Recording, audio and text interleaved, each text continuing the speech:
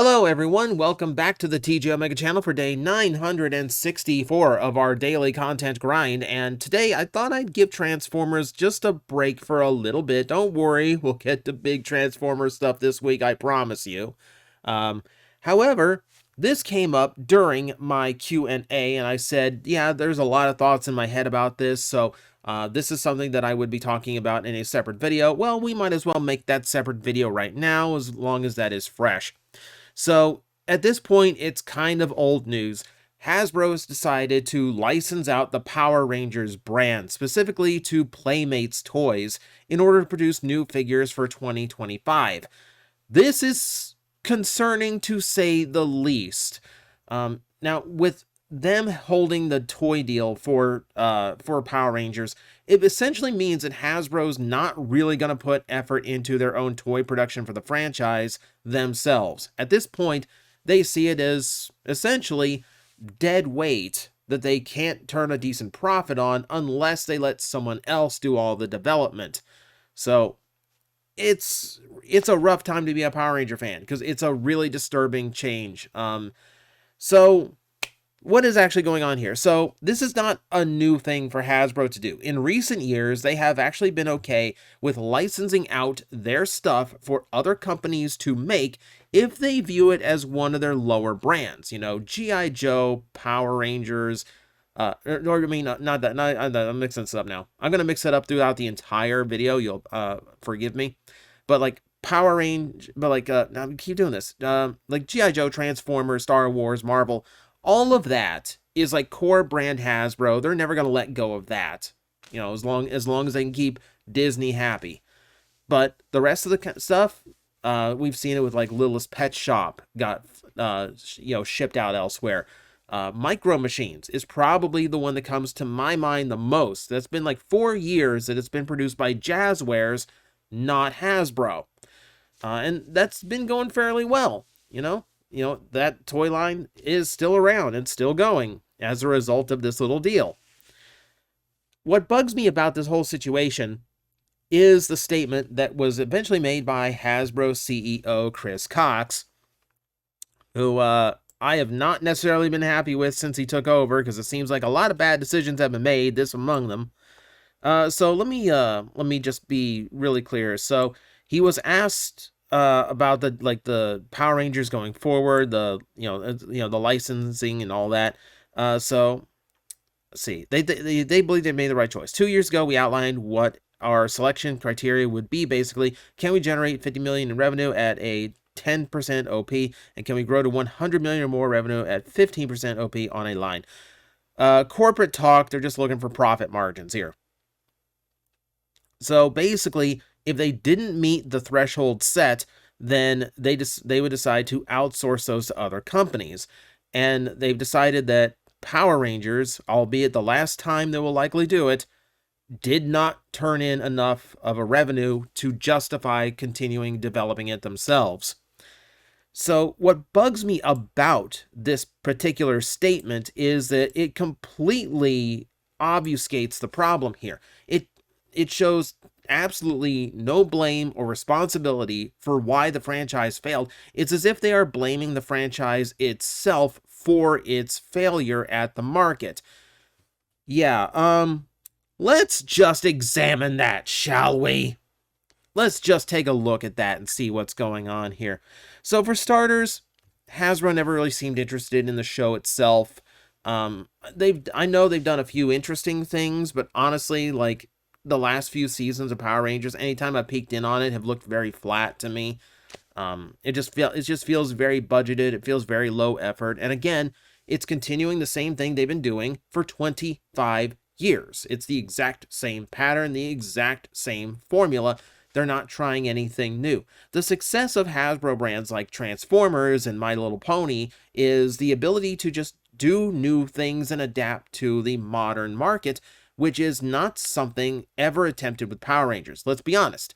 Power Rangers is a TV show that has failed many, many times, and the only reason it has ever gotten to survive is either because they found a cheaper way to produce it, or they found someone else to start the franchise up again. You know, Saban sells to Disney. Disney sells back to Saban. Saban sells it to Nickelodeon. Nickelodeon sells it to Hasbro. It has been pawned off a lot because a lot of companies have failed to turn a dime on it in the last 10, 15 years. So the franchise struggling is not anything new. Okay, this has been going for a long time. It's just Hasbro has just decided to wash their hands of it while still keeping ownership. Key difference compared to everyone else so far. Now, let's take a look at some of the other toys. Let's take a look at how they did toy-wise, and maybe we can actually spot what went wrong here. So I'm going to start with Dino Fury, who I was asked to review these toys, and I did something for a Patreon request. I did something I never actually do, which is I went and bought toys specifically for the requested review, because they weren't that expensive, and I was kind of interested to see how the gimmick played out in the American toy line. And you know what? They're fun. It's a really fun engineering system. It's like Lego Zords, you know? You just build your own combinations and see what you can come up with. You know, it's a great imagination toy for a kid. Yeah, and it's just fun to mess with. And then they didn't support it. They didn't support it. So those 4 smaller Zords you see on screen right there, those are the only small Zords they made, even though the Japanese version, Ryu Soldier, had quite a few more that would have added a lot of variety and a lot of extra building parts for this toy line.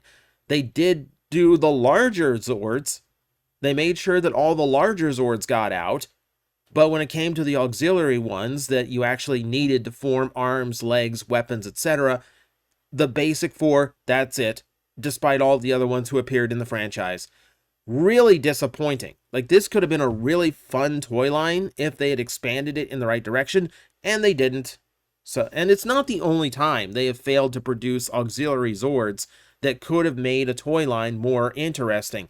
You know, like, even with and then you get even, like, distribution problems. Like, when it came to, you know, when it came to, what was the line? Beast Morphers. I could find the blue and the yellow, but the blue and the yellow one were kind of lame on their own. I couldn't find the red to save my life anywhere. You would have had to go online. No, but like, you don't always want to do that. I want to see it in person before I buy it. So distribution hurt it, retail interest hurt it, but mostly I feel like their choice in how to produce the toys hurt it. You know, very obvious things left on the floor here. What about for collectors? Oh, for the collectors, we have the Zap line, which wasn't that so promising? Zord Ascension Project. It sounded so cool.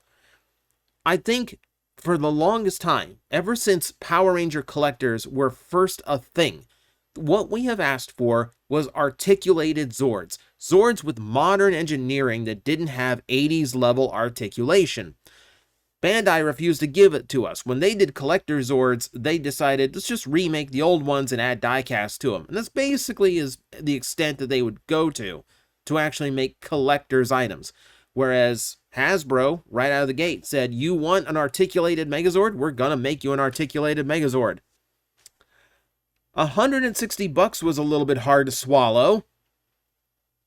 But okay, it's a very complex piece, so you're charging me the cost of almost charging me the cost of a Titan class Transformer that's way, way bigger than this toy. And I hope you're doing it because of complexity, right? You're doing it because of complexity and quality, right? I got my Zap Megazord on clearance. I paid less than $100 for it. I still feel like it wasn't worth the money. And I'm one of those that buys a modern Transformer with all its hollowed out parts and cheap plastic that collectors like to whine about. It doesn't bother me in the least. Toy still holds firm, still looks really nice, still plays good. I'm happy. I am easy to please. This thing was not pleasing in the least, even at sub $100. It's rickety. The plastic on it does not feel good, and I'm one who doesn't really, normally can't tell good from bad plastic from feel, unless it's like knockoff quality. This felt like bad plastic. The pterodactyl can't stay on the chest on mine. It pops off every time I try to combine the Zords. It is basically a set that the only real way I can actually mess around with the set is if I leave them as individual Zords, which is not what you want to do with a Megazord toy. It's unfortunate. It sucks. It really sucks. And then they went and did the Astro Megazord and went thinking like, okay, this is the Transformer people doing the closest thing Power Rangers ever did to a Transformer. Surely that's going to be good, right? So this is a post from Plover Nutter over on TFW 2005. This is how it came out of the box because the screws were over-tightened. Isn't that looking lovely? It's not the only QC issues with it as well. A lot of tabs reported breaking on this toy very, very easily. My personal gripe with it is it's too big. I know that's scale. I know they actually follow the real scale of it. But number one, it looks bad with the other Megazords. And two, it really does highlight just how inferior these are to, like, for an extra $35, I could have gotten a Titan Transformer that's way more complex, way more colorful, and way larger. And now it just kind of exposes just how much you're overcharging for these things. It sucks the way they decided to do it. So we barely got anything from Zap because the Zap toys were just coming up bad. They just kept coming up bad. And then there's the Lightning Collection. Oh my god, let's talk about Lightning Collection and all of its myriad of fun problems. So the letters for the Lightning Collection are QC because it's letters they did not have. So a few posts from Reddit here. So here is a Time Force Blue where the chest has been painted incorrectly. You can see it on the box where it is painted correctly, on the toy where it is not. It's not even the fact that the ends, like the two sides of the arrow, are cut off. The literal shape of the deco on the chest is wrong. Here is a Ninja White Ranger whose shoulder has been molded so badly it cannot lower. Here is a Pink Ranger with almost no accessories. A whole bag's worth of accessories that didn't make it into the box. Now here's the thing. As a Transformer fan, and a Transformer fan who sees a lot of talking about the Transformer franchise, I don't see a whole lot of people complaining about widespread quality control issues. There's a few one-off things here. Some Masterpiece toys came up a little bit lame in the quality control department.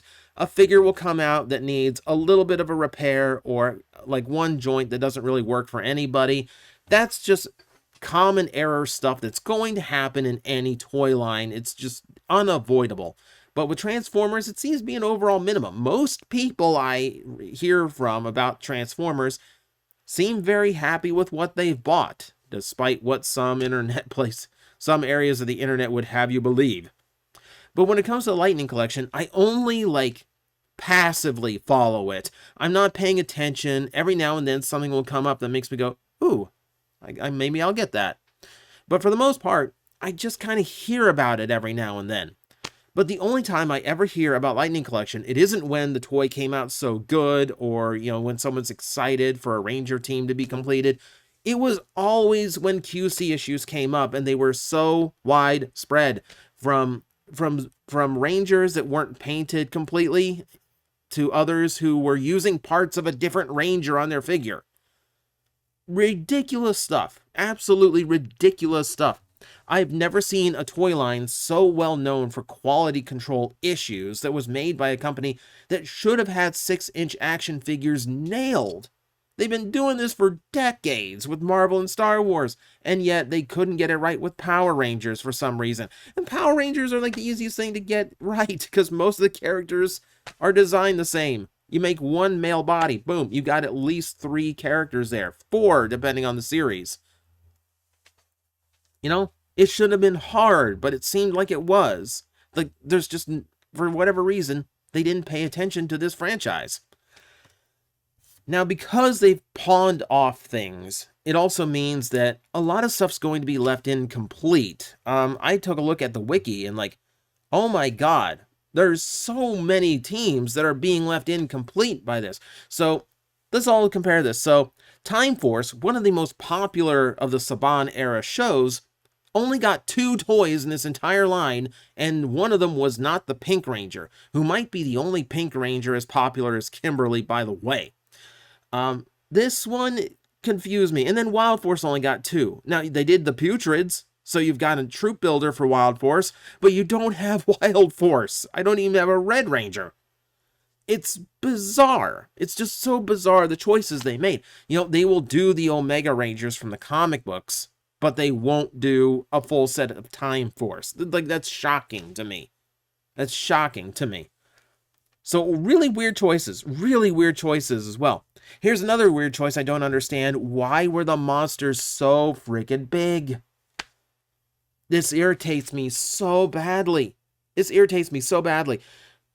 It felt like they made them large just so they could be a significantly different price at retail. Like, the retailers might have had an issue if they did like a $20 Ranger and a $25 monster figure, you know, because the price points are a little bit too similar. They like to spread it out a little bit more. That's a broad guess. I literally have no idea. But it meant that you had a Goldar figure that was like 1.5 feet by scale shorter than King Sphinx. A character you could see in King Sphinx episode literally stood eye to eye with him. Ridiculous choices like that, you know? And they were so wildly out of scale with the Rangers, they just didn't look good with them. I like the monster figures, but I got most of them on dirt cheap clearance because nobody wanted these massively out of scale toys of them. Frustrating. Absolutely frustrating. You know, and you speaking like the monster figures, you know what? And incomplete sets, I never got a Squattin' Babu. Here's the easiest layup Hasbro had for a 2-pack exclusive. Squattin' Babu to complete the original villain team. It's like literally the only things missing out of Mighty Morphin in the entirety of Lightning Collection, and they just drop the ball and forget about it. Great. You know what else gets left incomplete? The weapon sets. The weapon sets get left incomplete. There was a rumor that we would be getting a HasLab of the Power Axe and the Power Bow in order to complete your full Power Blaster set, but with this new change, it looks like that might be unlikely.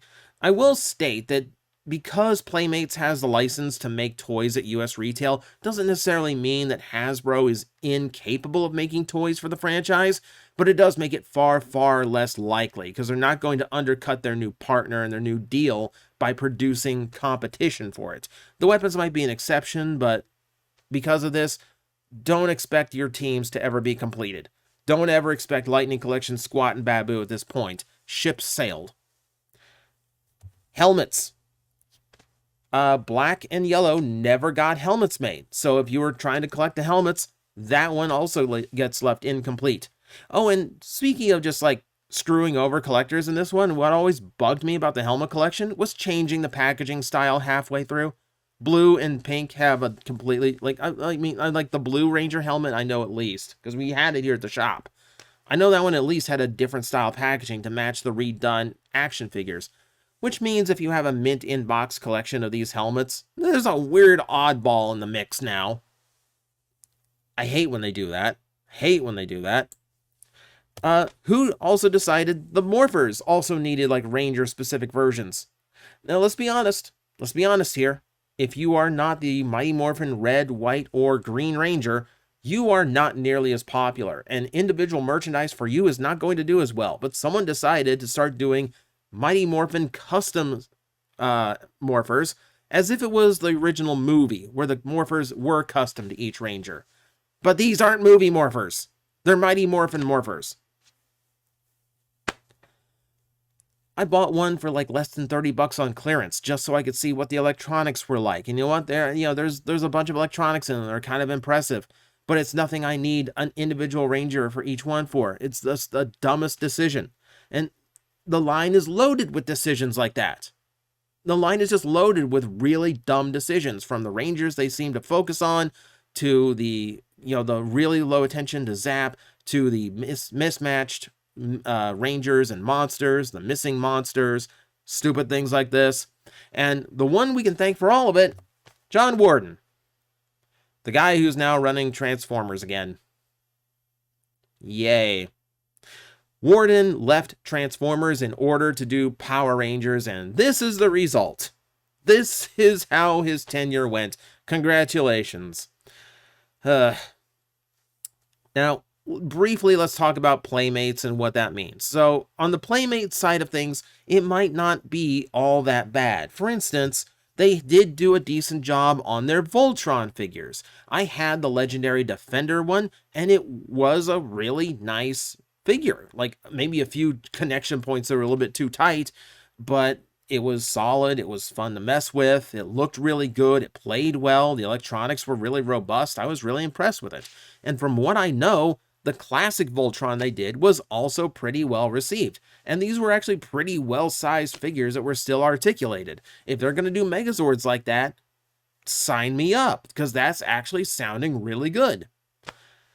And they've also proven that they can produce fun and well-featured action figures at a fairly low price. So, like, these are Mutant Mayhem Ninja Turtles. So they're all, they're mostly using unique sculpts here, which is a really important thing when I point out that for a figure that's got that much articulation at 4.5 inches tall and has that many accessories, it's less than $10. It's less than $10 for that figure. I've been collecting the retro, like the reissue Mutatant figures that they've been doing.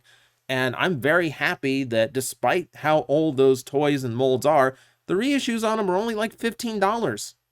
That's really affordable compared to like some toy reissues I could talk about. So they manage to produce some really fun stuff sometimes. Or they produce the current Godzilla line. The toys for New Empire are kind of lame, because they're about as expensive as those Ninja Turtles, but very low articulation, very soft sculpting. Like, Godzilla has barely any scaling to him. He looks like a wet lizard here. It's unfortunate. It's unfortunate. So Playmates is one of those toy companies that it could go either way. Quality-wise, good or bad. You don't know. So there's a little bit of, you could have a little bit of trepidation. I will allow you to be a little bit concerned about how they're actually going to be handling Power Ranger toys next year. For now, though, it's just disappointing. This franchise is legendary, and it's not without its collectors. I know a ton of Power Ranger collectors here at the shop, like anytime I get in some vintage Zords or like a Morpher toy, I've got people lined up at the door, or I've got people calling on the phone every day or messaging the Facebook page.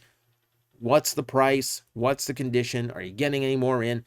Power Rangers still has some really dedicated fans, but you actually have to cater to them and understand them. You can't just shove any low-quality thing out there, and if it's got a Mighty Morphin logo on it, it's going to sell, because this is the kind of thing that happens. The fans will vote with their wallet, and if you're just putting out junk, junk is what you're going to get in return. Yeah, so I don't blame the brand. I still feel like the brand has legs underneath it, but the brand is in desperate need for a change. The reason Transformers survived for as long as it did is because it constantly evolves and changes with the time. Power Rangers has done the same formula the exact same way for 25 years. And when you do that, you basically make your product disposable. It's hard to have a lot of nostalgia for a series that only lasts about 30 episodes, doesn't last beyond a year, and only gets half the toys that the show offered. It's a letdown. It's a big letdown. So, yeah. Hopefully, at least Playmates can make me a good Megazord. Again, that's all I ask. Really. All I ask. The best option for a modern Megazord shouldn't be a $45 cheapo kids budgeted version on Amazon right now, but it is. That's the sad state of it. So I will watch with bated breath. I will choose to be optimistic based on Playmates' job with Voltron and Ninja Turtles. They might prove me wrong, in which case, probably going to be exactly where we are now, just kind of wondering if this franchise is ever going to survive. So, that's the whole thought on it. Thank you very much for watching. I know it's not my usual, but you know what? I needed to talk about something different today. So, thank you everyone for watching. I will see you next time.